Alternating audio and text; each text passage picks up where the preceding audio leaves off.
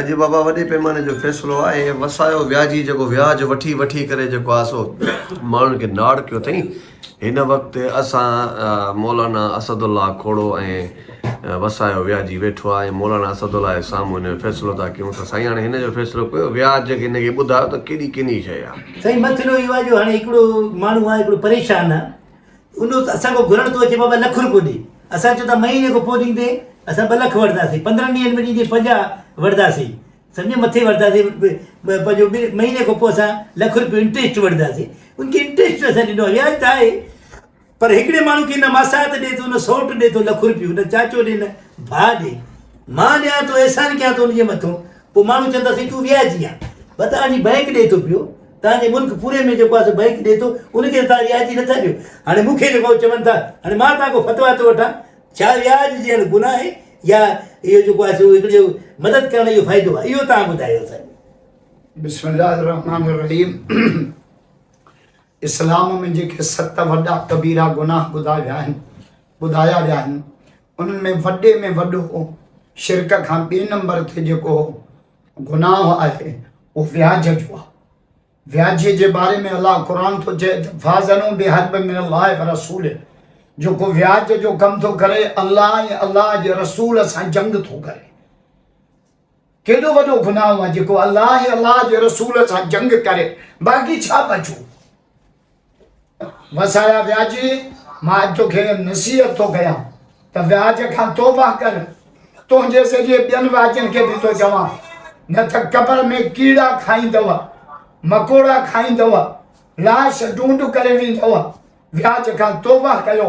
जेके बि व्याज जो कारोबार कंदा आहिनि, हमदर्दी तो रमान सां ताउन कयो। हिकिड़ो ॻाल्हि कर्ज़ ॾेई छॾियो। असांजो ॿियो कमु न आहे, असांजो आहे पैसो आहे, पैसो त पैसे खे कमाए थो न साईं। इहो ई त व्याज आहे।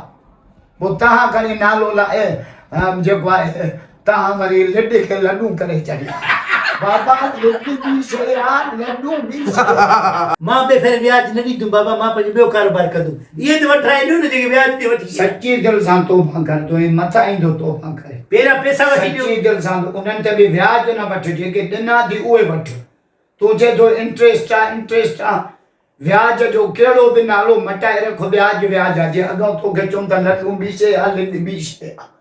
बाबा पर का निशानी हूंदी व्याज जी त साईं कीअं ख़बर? जिन्स खे जिन्स वधाए वठण व्याज आहे। सवेल जे चयो न त लख ॾियूं था, 1.5 लख वठूं था, 2 ॾियूं था, 2.5 वठूं था, इहो व्याज आहे न। हल मां हीअं कंदुमि, भला हे मोबाइल मां वठी आयो आहियां 1.5 लख जो, हे मां 4 लख में विकिणां, हुनखे फासायां ॾियां। इहो बि त हुनजी मजबूरीअ मां ग़लति फ़ाइदो थो वठी न। इहो खणी व्याज जे तारीफ़ में त नथो अचे, पर ज़ुल्म में त अचे थो न।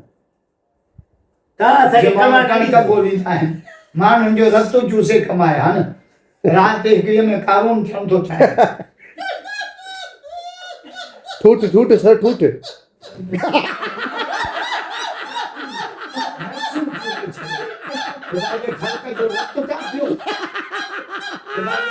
जो जूस कढियो थो तव्हां व्याजनि हॾनि जो पिंजरो माण्हू ख़ुदा जो कसम।